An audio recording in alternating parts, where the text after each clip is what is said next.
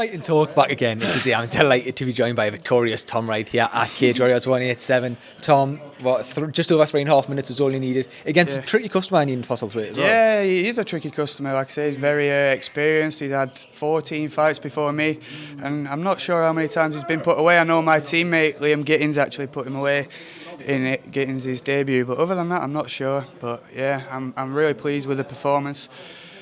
Just exactly what we drilled down at Next Gen, man. Then finishes on the wall, I believe it was on the wall. Just, the knees, elbows. I landed my first elbow today, buzzing with that. I think. Yeah, you landed a fair few elbows. I was going to touch on that. You had a couple of stepping elbows when you had them up against the cage. Was that part of the plan going into it, or was it something that you just seen when you were in there and went for? Just on the fly, man. I said this to Sam, one of my other coaches. He's I teach at his gym, Smooth Combat Academy. Quick shout out there as well.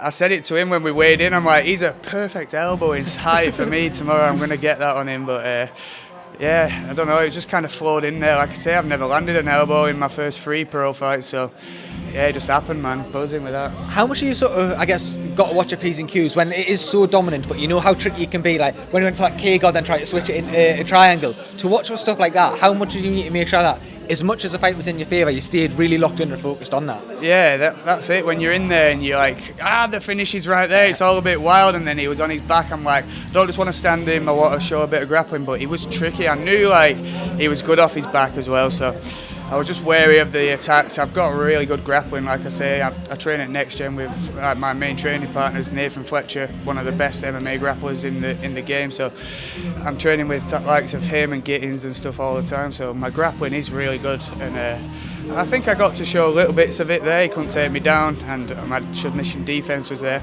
But yeah, I have to stay switched on at all times in a fight, because you could be winning 1 minute and then boom, you get caught. He did catch me with an overhand at some point, I believe, as well, and that could have been the end for me. So I'm wittering on.